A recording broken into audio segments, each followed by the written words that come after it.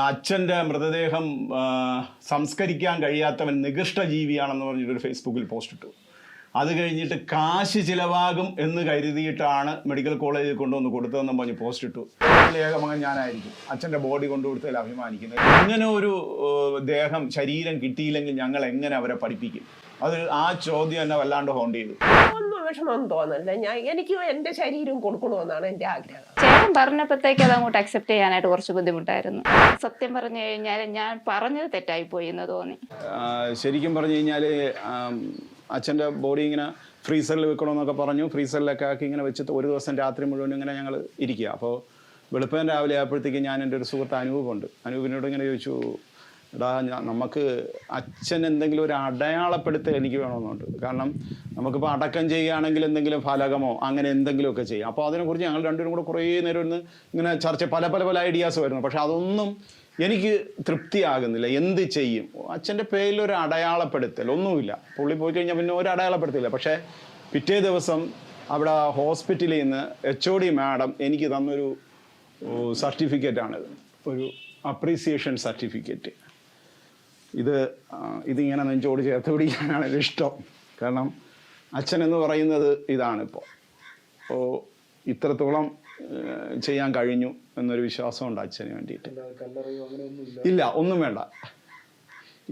ഇത് തന്നെയാണ് അച്ഛന്. ഇതിൽ കൂടുതലൊരു അടയാളപ്പെടുത്തൽ അച്ഛനിൽ നിന്ന് എനിക്ക് ഇനി കിട്ടാനില്ല.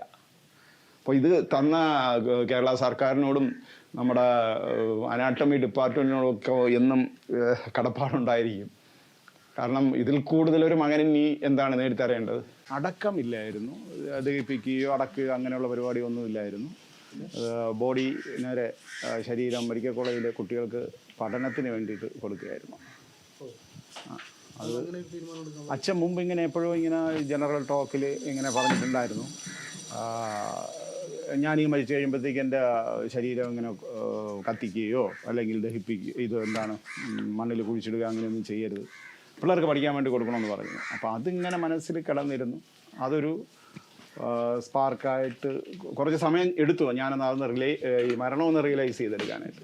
അത് കഴിഞ്ഞിട്ട് അങ്ങനെ തീരുമാനിക്കുമായിരുന്നു. അമ്മയുടെ അനുവാദം ചോദിച്ചു, അച്ഛൻ്റെ സഹോദരിയുടെ അനുവാദം ചോദിച്ചു, ബാക്കി ബന്ധുക്കളുടെയൊക്കെ അനുവാദം ചോദിച്ചു. അവരെല്ലാം ഓക്കെ പറഞ്ഞു. പിന്നെ അതിൻ്റെ പ്രൊസീജിയറിലേക്ക് അങ്ങ് പോയി.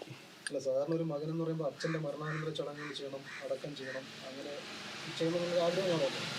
തീർച്ചയായിട്ടും ഉണ്ടാവും. പക്ഷേ എനിക്ക് എന്നെ സംബന്ധിച്ചിടത്തോളം എനിക്ക് തോന്നുന്നു ഈ മരണാനന്തര ചടങ്ങുകളെക്കാളും അല്ലെങ്കിൽ അടക്കം ചെയ്യുന്നതിനേക്കാളും എത്രയോ മഹത്തരമായ ഒരു കാര്യമാണെന്ന് ഇത് ചെയ്തതിന് ശേഷമാണ് എനിക്ക് മനസ്സിലായത്. കാരണം ഇല്ലെങ്കിൽ അവിടെ ചെന്നതിന് ശേഷം അച്ഛൻ്റെ 2 കണ്ണുകൾ കൊടുത്തതിന് ശേഷമാണ് എനിക്ക് ഇതിൻ്റെ ഒരു സീരിയസ് മനസ്സിലായത്, അല്ലെങ്കിൽ ഇതിൻ്റെ സമൂഹത്തിൽ ഇതിന് എത്രത്തോളം ആവശ്യകത ഉണ്ടെന്ന് മനസ്സിലായത് ഇത് കൊടുത്തതിന് ശേഷം. അതുവരെ ഞാൻ അവെയറല്ലായിരുന്നു. പക്ഷേ എൻ്റെ അച്ഛൻ അതിനെക്കുറിച്ച് വളരെയധികം അവെയർ ആയിരുന്നു. അല്ലല്ല, സാധാ ഒരു പെയിന്റ് പണിക്കാരനാണ്. പക്ഷേ പുള്ളിക്ക് അഗാധമായിട്ടുള്ളൊരു വായന, ശരിക്കും ഒത്തിരി പുസ്തകങ്ങൾ വായിച്ചും പത്രം വായിച്ചും ഒക്കെ പുള്ളി അപ്ഡേറ്റാണ്. അവസാന സമയം വരെയും അപ്ഡേറ്റാണ്. പുതിയ കാര്യങ്ങൾ അറിയാനും പഠിക്കാനും ഒക്കെ ശ്രമിച്ചുകൊണ്ടിരിക്കുന്ന ഒരാളായിരുന്നു. ഇല്ല, ബോഡി കൊടുക്കുന്നു എന്നുള്ളതിനെ കുറിച്ച്, അല്ലെങ്കിൽ കണ്ണ് ദാനം ചെയ്യുന്നു, ദാറ്റ്സ് ഓൾ. അത്രേ എനിക്കൊരു അറിവുള്ളൂ. അതിന് ശേഷം അതെന്ത് സംഭവിക്കുന്നു, അത് എങ്ങനെയൊക്കെ ആൾക്കാർക്ക് പ്രയോജനം ഉണ്ടാവും, ഇത്രത്തോളം ഒരു വലിയൊരു ഗുണകരമായിട്ടുള്ളൊരു കാര്യമാണെന്നൊന്നും എനിക്കറിയില്ല.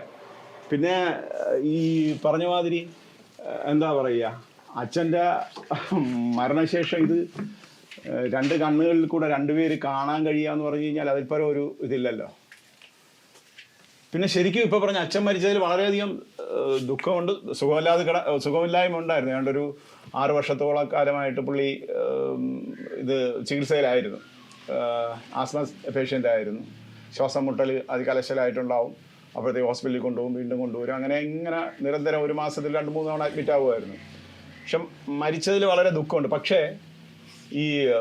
ഇത് അവിടെ അദ്ദേഹത്തിന് അവിടെ ഏൽപ്പിച്ച തിരിച്ച് അവിടുത്തെ മെഡിക്കൽ കോളേജിലെ HODയുടെ വാക്ക് കേട്ടത് മുതൽ എനിക്ക് ഇപ്പം അച്ഛനീ ശരീരം എല്ലാ വീട്ടിലും ചിലപ്പോൾ തമാശയ്ക്ക് വടി കൊടുക്കുമ്പോഴൊക്കെ പറയും, എൻ്റെ ശരീരം മെഡിക്കൽ കോളേജിൽ കൊടുക്കണം, പിള്ളേർക്ക് പഠിക്കാൻ കൊടുക്കണം പറയാറുണ്ട്. അതെ. പക്ഷെ ആ ഒരു പറഞ്ഞൊരു വാക്കിന് നിങ്ങളത് ഓർത്തെടുക്കാനും നിങ്ങൾക്ക് ഇതിനെക്കുറിച്ച് വലിയ ധാരണ ഇല്ലാതെ തന്നെ ഈ ഒരു വലിയൊരു കടമ്പയായിരുന്നില്ലേ? അതെങ്ങനെയാണ് അതിലോട്ട് എത്തിയത്? അല്ല, അത് ശരിക്കും പറഞ്ഞു കഴിഞ്ഞാൽ ഞാൻ ശരിക്കും അച്ഛൻ്റെ മരണം നടക്കുന്ന സമയം ഞാൻ ഇവിടെ ഇല്ല, ട്രിവാൻഡ്രത്ത് ഇഷ്ടപ്പെട്ടിരിക്കുകയായിരുന്നു. അത് കഴിഞ്ഞ് ഇവിടെ എത്തിയിട്ട് കുറച്ച് സമയമെടുത്തു, ആ മരണം ഒന്ന് റിയലൈസ് ചെയ്യാൻ സമയമെടുത്തു. പിന്നെ അത് കഴിഞ്ഞിട്ട് അച്ഛൻ ഈ പറഞ്ഞ വാക്ക് മനസ്സിൽ കിടക്കുന്നുണ്ട്, കൊടുക്കണം, പക്ഷേ ഇത് എനിക്ക് എല്ലാവരോടും പറയണമുണ്ട്, പക്ഷെ പുറത്തോട്ട് വരുന്നില്ല. കുറേ സമയം എടുത്തു ഞാനതൊന്ന്. പിന്നെ ഒരു തീരുമാനമായിരുന്നു, എനിക്ക് ഉറപ്പുണ്ട് അമ്മയുടെ അടുത്ത് പറഞ്ഞ അമ്മ ഇല്ല, പ്രൊസീജിയർ ഒന്നും അറിയില്ല. അത് കഴിഞ്ഞിട്ട് ഞാൻ അമ്മയുടെയും ബാക്കിയുള്ളവരുടെയും പെർമിഷൻ വാങ്ങിയതിന് ശേഷം ഞാൻ എൻ്റെ സുഹൃത്തുക്കളോടാണ് പറഞ്ഞത് എനിക്കിങ്ങനെ ഒരു ആവശ്യമുണ്ട്. അപ്പോൾ അവരും ചോദിച്ചത് ആലോചിച്ചിട്ടാണോ. പിന്നീട് ഇത് എവിടെ ആര് എങ്ങനെ അറിയില്ല ഞങ്ങൾക്ക്. ഗൂഗിളിലൊക്കെ സെർച്ച് ചെയ്ത് പിള്ളേരാണ്, എൻ്റെ സുഹൃത്തുക്കളാണ് ഈ നമ്പർ കണ്ടെത്തുന്നതും പിന്നെ അത് കഴിഞ്ഞ് മെഡിക്കൽ കോളേജിലെ അനാട്ടമി ഡിപ്പാർട്ട്മെൻറ്റുമായിട്ട് ബന്ധപ്പെടുന്നതും അവിടുത്തെ എന്നെ HOD എന്നെ വിളിക്കുന്നതും. അമ്മ ഭർത്താവിൻ്റെ ശരീരം മറ്റേ ആചാരപ്രകാരം അടക്കം ചെയ്യണമെന്ന് ആഗ്രഹമില്ല? മകന്റെ ഇഷ്ടമാണ് എൻ്റെ ഇഷ്ടം. അല്ല, എന്നാലും ഭർത്താവിൻ്റെ ശരീരം അടക്കം ചെയ്യണമെന്നും ഇല്ല, എനിക്ക് അപ്പോഴൊന്നും തോന്നിയില്ല. ഞാൻ പറഞ്ഞു നിന്റെ ഇഷ്ടം ഏതാണോ അത് തന്നെ എൻ്റെ ഇഷ്ടം. അല്ല, ഇടയ്ക്കിടയ്ക്ക് അമ്മയടുത്ത് പറയുമായിരുന്നോ ഇങ്ങനെ? അത് പറയും, ഞാൻ കളിയാക്കും. തമാശയാണെന്ന് വെച്ചാൽ ഞാൻ പറയും മെഡിക്കൽ കോളേജിലൊന്നും അരി എടുക്കൂല എന്ന് പറയും. അല്ല, എന്നാലും അമ്മ ആലോചിച്ചില്ലേ ഇങ്ങനെ കൊടുക്കുന്നത്? ഒരു എനിക്ക് അപ്പോഴും ആലോചിക്കാനും തോന്നിയില്ല. കൊടുത്തതിന് ശേഷം പിന്നെ ഇല്ല, ഒന്നും വിഷമമൊന്നും തോന്നില്ല. എനിക്ക് എൻ്റെ ശരീരം കൊടുക്കണമെന്നാണ് എൻ്റെ ആഗ്രഹം. അല്ല, കൊടുത്തതിന് ശേഷം ഉണ്ടെന്ന് പറഞ്ഞു കഴിഞ്ഞാൽ എനിക്ക് അവിടെ നിന്ന് ഇറങ്ങിയപ്പോഴത്തേക്ക് അച്ഛനെ കുറിച്ച് അഭിമാനമാണ് തോന്നിയത്. ദുഃഖമുണ്ടെങ്കിലും എനിക്ക് പറയാമോന്ന് അറിഞ്ഞൂടാ, മരിച്ച ഒരാളിനെ കുറിച്ച് ബോഡി കൊണ്ടുകൊടുത്തതിൽ അഭിമാനിക്കുന്നു എന്ന് പറയുന്നത് ചിലപ്പോൾ എനിക്ക് തോന്നുന്നു ലോകത്തിലെ ഏക മകൻ ഞാനായിരിക്കും. അച്ഛൻ്റെ ബോഡി കൊണ്ടുകൊടുത്തതിൽ അഭിമാനിക്കുന്നത് എനിക്ക് അത് പറയുന്നതിന് എനിക്ക് യാതൊരു സങ്കോചവുമില്ല. കാരണം ശരിക്കും ഞാൻ അഭിമാനിക്കുക. മദനകുമാർ KCയുടെ മകനായി ജനിക്കാൻ കഴിഞ്ഞതിൽ ഞാനിപ്പോൾ അഭിമാനിക്കുകയാണ്. കാരണം ഇത്രയും വലിയൊരു സംഭവം അദ്ദേഹം മുൻകൂട്ടി കണ്ടിരുന്നു എന്ന് വിചാരിക്കുമ്പോഴത്തേക്ക് അതിൻ്റെ മുന്നിൽ അറിയാണ്ട് നമസ്കരിച്ചു പോവുക. അയ്യോ, അവര് നമുക്ക് സ്വപ്നത്തിൽ പോലും കാണാൻ കഴിയാത്ത രീതിയിലായിരുന്നു അവർ അപ്രോച്ച് ചെയ്തത്. കാരണം അവിടെ ചെല്ലുമ്പോഴത്തേക്ക് ഒരു എന്താണ് പറയുക, ഒരു നമ്മൾ ഈ പോലീസുകാർക്ക് നിന്നിട്ടൊരു ഇത് കൊടുക്കുക, ഗാർഡ് ഓഫ് ഓണർ കൊടുക്കത്തില്ലേ, അതുപോലെ നിന്നിട്ടാണ് അവർ ആ ഒരു ഫുൾ ടീം, അനാട്ടമി ഡിപ്പാർട്ട്മെൻറ്റിലെ HOD മുതൽ താഴെ സ്വീപ്പർ വരെയുള്ള ഒരു ഫുൾ യൂണിഫോമിൽ വന്ന് നിന്നിട്ട് ആ റിസീവ് ചെയ്യുന്നത്, ആ ഒരു രംഗമൊന്നും കണ്ണിൽ നിന്ന് ഇപ്പോഴും മായുന്നില്ല. അത് കഴിഞ്ഞ് അവർ നിങ്ങൾ നേരെ ഓഫീസിലേക്ക് കൊണ്ടുപോയി. എന്നിട്ട് അവർ പറഞ്ഞൊരു വാക്കുണ്ട്, കോടിക്കണക്കിന് രൂപ നമ്മുടെ സർക്കാർ മെഡിക്കൽ വിദ്യാർത്ഥികൾക്ക് പഠിക്കാൻ വേണ്ടിയിട്ട് കൊടുക്കുന്നുണ്ട്, ഉപകരണങ്ങളായിട്ടും മറ്റ് സംവിധാനങ്ങളായിട്ടും മെറ്റീരിയൽസ് ആയിട്ടൊക്കെ. പക്ഷേ ഇങ്ങനെ ഒരു ശരീരം കിട്ടിയില്ലെങ്കിൽ ഞങ്ങൾ എങ്ങനെ അവരെ പഠിപ്പിക്കും? അത് ആ ചോദ്യം എന്നെ വല്ലാണ്ട് ഹോണ്ട് ചെയ്തു.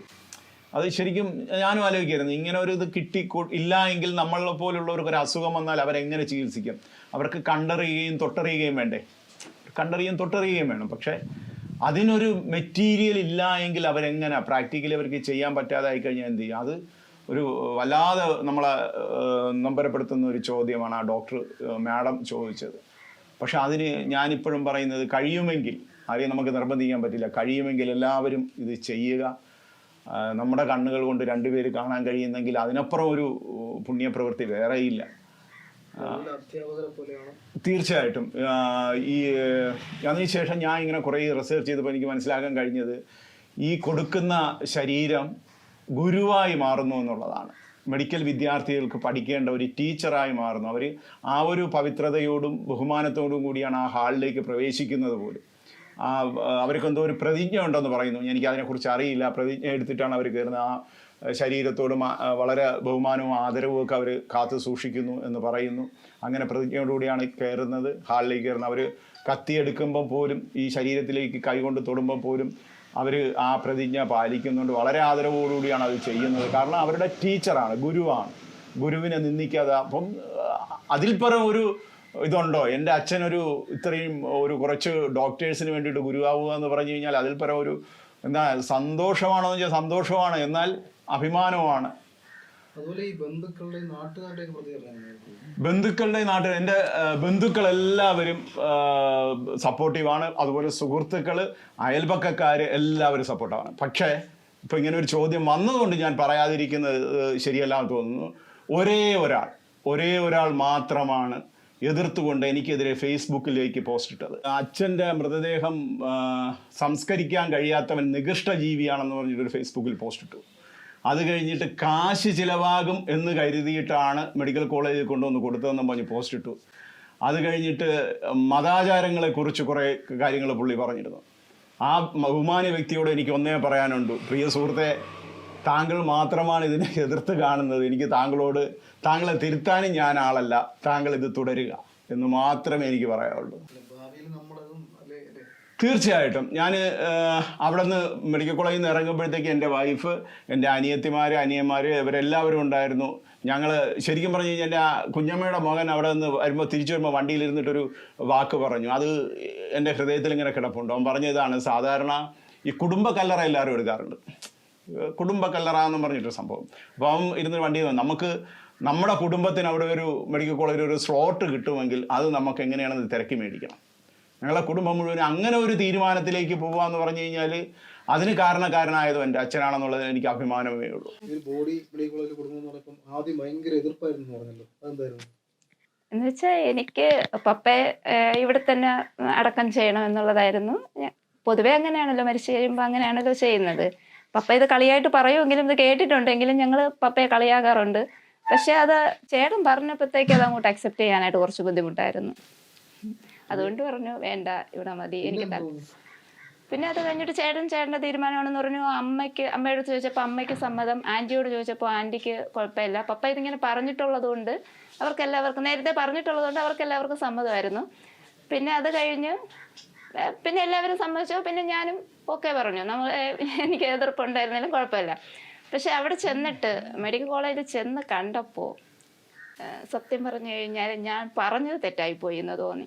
അങ്ങനെ പറയാൻ പാടില്ലായിരുന്നു എന്ന് തോന്നി. കേട്ടപ്പോൾ എനിക്ക് ഫസ്റ്റ് ടൈമിൽ ഞാൻ ജോലി സ്ഥലത്തായിരുന്നു. അമ്മ വിളിച്ച് അറിയിക്കുകയും ഞാൻ പിന്നെ കുറച്ച് ഒരു മണിക്കൂറിനകത്ത് ഇവിടെ എത്തുകയും ചെയ്തു.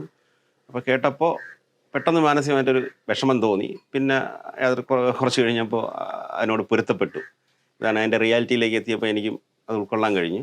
അപ്പോൾ അതിൽ വളരെ സന്തോഷം തോന്നുന്നു. കാരണം അങ്ങനെ എൻ്റെ വലിയച്ഛനെ കൊണ്ട് അങ്ങനെ ഒരു ഉപകാരം കുറേ ആൾക്കാർക്ക് അത് ഉപകരിക്കുകയാണെങ്കിൽ അത് നല്ലതാണെന്ന് ഞാനും അങ്ങനെ ചിന്തിച്ചു മനസ്സുകൊണ്ട്.